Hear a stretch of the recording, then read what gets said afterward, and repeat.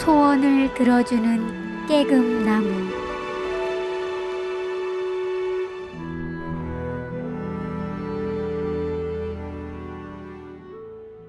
어느 고을에 금실 좋은 젊은 부부가 소박하게 살고 있었다. 둘은 가난했지만 욕심 없이 하루하루를 기쁘게 살았다. 어느 날 남편 금수가 아내인 연아에게 말했다. 여보, 산에 다녀오리다. 어젯밤 꿈에 부모님을 뵈었소. 젊은 모습으로 나타나셔서 내게 좋은 일이 있을 거라 말씀하셨어. 오늘은 산삼을 캘 것 같아. 하며 들뜬 목소리로 말했다. 산삼을 캐지 못해도 좋으니 조심히 다녀오세요. 하며 연아가 말했다. 금수와 연아는 약초를 캐다 만났다. 금수가 마음씨 곱고 착한 연아에게 첫눈에 반해 졸졸 따라다니며 청혼하여 결혼했다.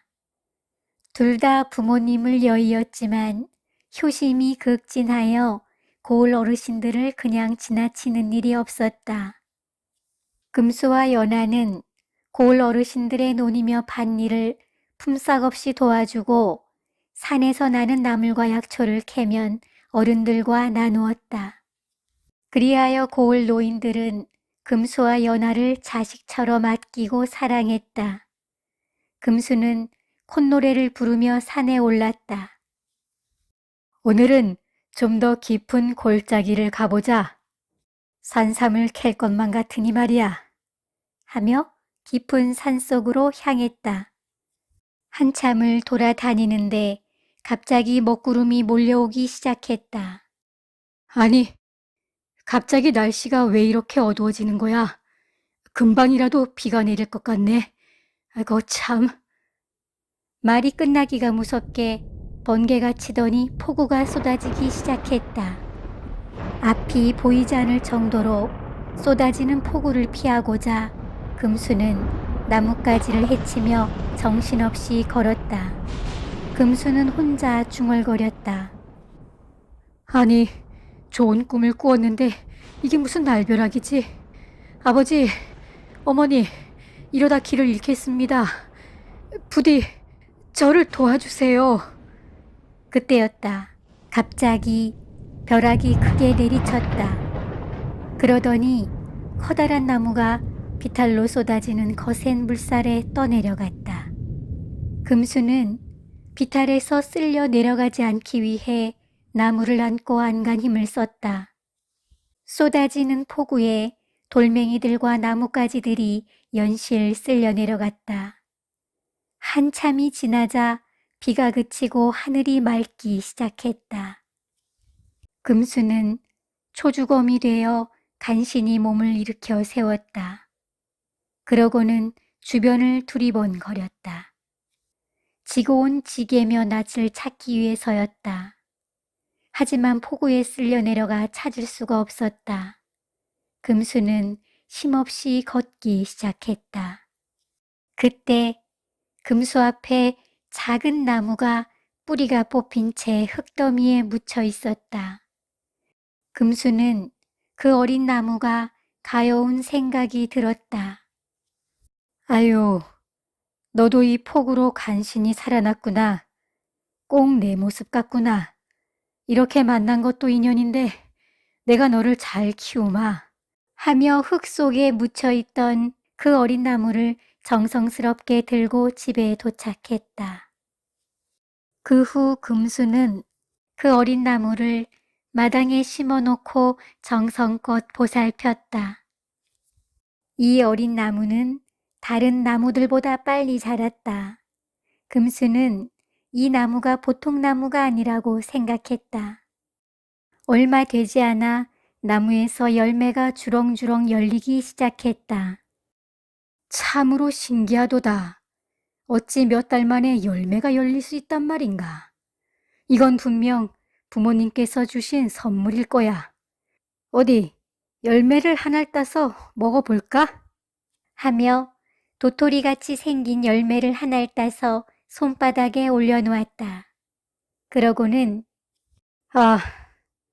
내게 산삼 10뿌리가 있으면 얼마나 좋을까? 하며 열매를 깨물었다.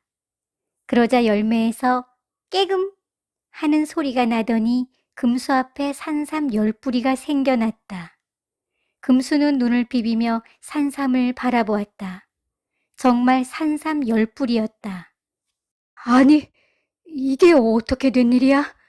이 나무가 예사롭지 않다고 생각은 했는데 다시 한번 깨물어보자. 하고는 서둘러 열매 하나를 손바닥에 올려놓고는 이번에는 황금 10덩어리가 생겨나라 하며 깨금 하나를 또 깨물었다. 그러자 깨금 하는 소리와 함께 황금 10덩어리가 생겨났다. 금수는 이 나무를 소원을 들어주는 깨금나무라고 이름 지었다. 그렇게 금수는 금세 부자가 되었다. 어느 날 금수가 연하를 데리고 깨금나무 앞에서 말했다. 여보, 당신도 소원을 빌어보아요. 그러자 연하는 깨금 하나를 따서 손바닥에 올려놓고는 저는 제 남편과 평생 행복하게 사는 것이 소원입니다. 하며 깨금을 깨물자 깨금 하는 소리만 날 뿐 아무 일도 일어나지 않았다. 그러자 금수는 아니 여보, 그런 거 말고 다른 소원을 빌어봐요. 하고 말했다. 연하는 미소를 지으며 차분한 목소리로 말했다. 저는 당신과 행복하게 사는 것 외에는 바라는 것이 없습니다. 금수는 연하를 안으며 당신은 정말 욕심이 없고 마음이 진심이군요. 내 평생 마음이 변하지 않고 당신만을 사랑하겠소. 하고 말했다. 금수는 매일 깨금나무 앞에서 소원을 빌었다. 그리고 소원은 오직 금수에게만 이루어졌다. 다른 사람들이 소원을 빌면 아무 일도 일어나지 않았다. 그리고 꼭 깨금나무 앞에서만 소원이 이루어졌다. 그렇게 몇 달이 지났다. 금수는 원하는 것이 있으면 뭐든지 가질 수 있었다. 어느 날 금수는 세상 부러울 것이 없는데 재밌는 일이 점점 없어지니 나에게 기쁨을 채워줄 무언가가 필요하다. 그래, 그러면 되겠구나. 하며 소원을 빌더니 깨금을 깨물었다. 그러자 금수 앞에 어여쁜 처녀가 나타나 인사를 하는 것이다. 금수는 부인을 잊은 채 젊은 여자를 원했던 것이다. 금수는 점점 거만해지기 시작했다. 그토록 신경을 써왔던 동네 어르신들에게는 아예 관심이 없어졌다. 오로지 놀기만을 즐겼다. 술을 마시면서 호화로운 생활을 했다. 그러자 여자들이 몰려들었다. 금수는 돈을 펑펑 쓰며 호색을 즐겼다. 그 모습을 바라보던 연하는 눈물을 흘리며 예전의 금수 모습을 그리워했다. 어찌 이런 일이 다 있단 말인가. 소박하고 마음씨 좋던 남편의 마음은 온데간데 없으니 이를 어찌하면 좋단 말인가. 내 말은 들으려 하지도 않고 차라리 남편을 떠나 기도 공양을 올리는 것이 좋을 것 같구나. 금수와 연하에게는 아직 자식이 없었다. 금수는 자식을 애타게 바랐지만 돈이 생기자 자식이 필요치 않았다. 그래서 자식 소원은 빌지 않았다. 어느 날 금수는 연하가 보이지 않자 하인을 불러 말했다. 부인이 요즘 보이지 않는데 어디 간 것이냐? 그러자 하인들은 주춤하며 말하기를 꺼렸다. 아니, 내 말이 들리지 않느냐? 부인이 어디 간 것이냐? 그러자 하인은 고개를 숙이며 나으리, 마님께서는 나리를 떠나신 것 같습니다. 아니 뭐야? 돈이며 먹을 것이며 뭐 하나 부족한 것 없는데 무엇이 부족해서 나를 떠났단 말이냐? 하며 화를 냈다. 연화가 떠나자 금수는 점점 더 술과 노름에 빠졌다. 주변에는 온통 금수의 돈에 욕심이 나서 모인 양반들과 여자들 뿐이었다. 그들은 금수 눈에 들려고 온갖 아첨을 다 떨었다. 금수는 돈이 떨어지면 깨금으로 얼마든지 생기게 할 수 있었다. 그렇게 3년이라는 세월이 흐른 어느 날이었다. 술과 노름에 빠져 건강을 돌보지 않던 금수가 병에 걸렸다. 금수는 일어날 수가 없어 깨금나무 앞에서 소원을 빌 수가 없었다. 그러자 사람들의 발길이 점점 끊기기 시작했다.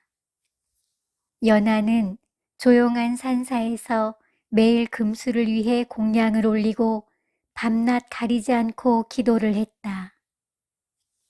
부디 제 남편이 마음의 욕심을 버리고 예전의 마음을 갖도록 도와주시옵소서. 연하의 두 눈에서 연실 눈물이 흘러내렸다. 금수는 화가 났다. 돈을 줄 때는 줄을 서서 있더니만 아프고 병이 들고 돈이 없으니 찾아오는 이가 단 한 명도 없다니. 두고 보자. 내 기운을 차리고 나면 이번엔 집채만한 황금 덩어리를 달라고 소원을 빌 테다. 하며 안간힘을 쓰며 몸을 일으켜 세우려 하자 금수 개 있는가? 하는 소리가 들렸다. 자네가 아프다고 해서 왔다네. 우리가 죽과 약초로 탕을 끓여왔다네. 이거 먹고 기운을 차리게나. 하며 그동안 금수와 연하가 약초를 나눠주며 부모님처럼 챙겼던 어르신들이 금수를 찾아왔다. 금수는 순간 마음이 멍해졌다. 그동안 내가 이분들을 잊고 살았구나. 그런데도 이렇게 찾아오시다니 내가 큰 죄를 저질렀구나. 하며 눈물을 흘렸다. 하지만 아첨을 했던 사람들을 생각하니 화가 금세 치밀어 올랐다. 어르신들이 집으로 돌아가고 죽과 약을 먹고 난 이후 금수는 기운을 차리고 간신히 깨금나무로 향했다. 금수는 정신없이 깨금을 찾았다. 하지만 깨금은 보이지 않았다. 아니, 이게 어찌 된 일이야? 깨금이 한 알도 열리지 않았잖아.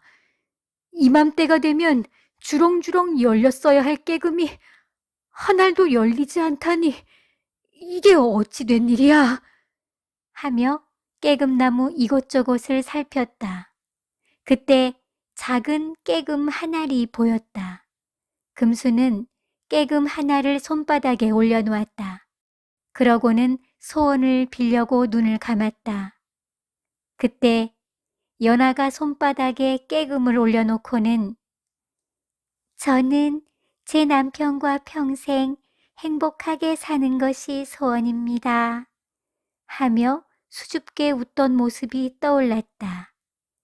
금수는 순간 연하가 생각나 복받쳐 눈물을 흘렸다. 여보, 미안하오. 내가 어리석었소. 당신한테 씻지 못할 큰 죄를 지었소이다. 정말 미안하오. 하며 가슴을 치며 엎드려 하염없이 흐느꼈다. 그러고는 깨금 하나를 손바닥에 올려놓고는 부귀영화도 다 필요 없다. 가난하지만 나와 부인이 행복했던 그 시절로 돌아가게 해다오. 하며 깨금을 깨물었다. 그러자 깨금 하는 소리와 함께 연화가 초가마루에 앉아 바느질하고 있는 모습이 보였다. 연화는 바느질을 멈추고 금수를 바라보며 여보, 깨금나무가 그리도 좋습니까? 아까부터 그곳에 서서 무엇을 하고 계시는 겁니까? 하며 활짝 웃었다. 금수는 연화에게로 달려와 아무 말 없이 연화를 꼭 안았다. 부인, 부모님이 꿈속에서 내게 그 무엇으로도 살 수 없는 보물을 주셨습니다. 그게 무엇입니까? 그건 바로 당신이요. 그러자 연하는 빨개진 얼굴을 하고는 금수의 얼굴을 환하게 쳐다보았다. 저녁 노을에 깨금나무가 붉게 물들었다. 그 후 깨금이 주렁주렁 열렸지만 금수는 그 어떤 소원도 빌지 않았다. 하지만 자식도 생기게 되었다. 금수와 연하는 깨금을 따서 고을 어르신들과 나누어 먹으며 잘 살았다.